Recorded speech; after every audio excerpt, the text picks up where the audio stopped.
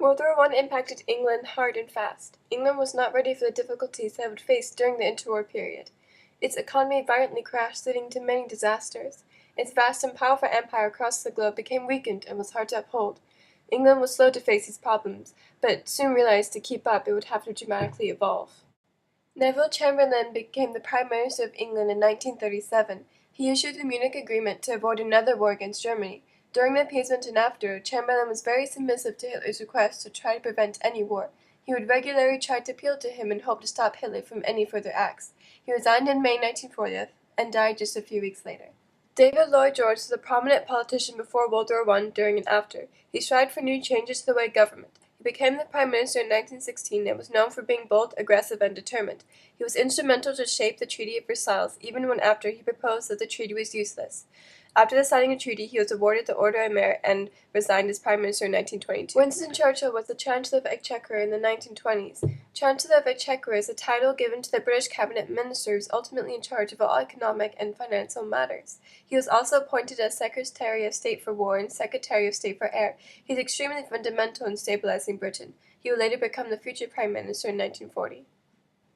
World War I had already caused a large recession in England's economy, but the Wall Street crash in 1929 pushed the country even deeper into economic depression.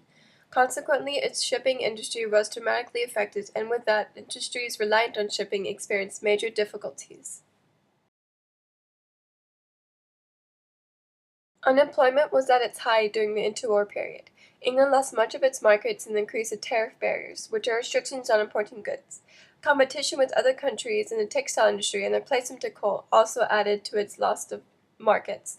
Approximately over 2 million people were receiving benefit payments by 1921. World War I had changed England's economy so much that the gold standard system failed and was later changed. The gold standard was a monetary system where the government allowed its currency to be freely converted into gold or vice versa. After the war, nations had hoped to reconstruct the system to recover. It was immediately a failure because there was never enough gold and investors would not invest, leading to less trade. The Munich Agreement allowed Germany to annex Czechoslovakia despite Czechs' disapproval. Even when it was passed, Hitler demanded all Czechs to evacuate, and Chamberlain, afraid of future war, tried to pass the new negotiations. They were rejected. After the policy passed on September 30, 1938, Chamberlain believed he had achieved peace, but a half year later, England and France would declare war against Germany. Because of the rapidly changing country, there are many political changes that occurred during the interwar period.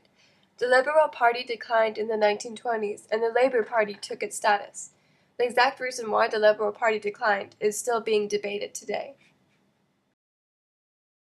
Another major political change was the shift from upper-class rule, the Conservative Party, to a Labour and socialist government. This was because the people blamed the upper class for being responsible for starting World War I. Another reason was during the war, the middle class had many important jobs and duties, and they didn't want to lose that role. This led to the people voting out the Conservative Party.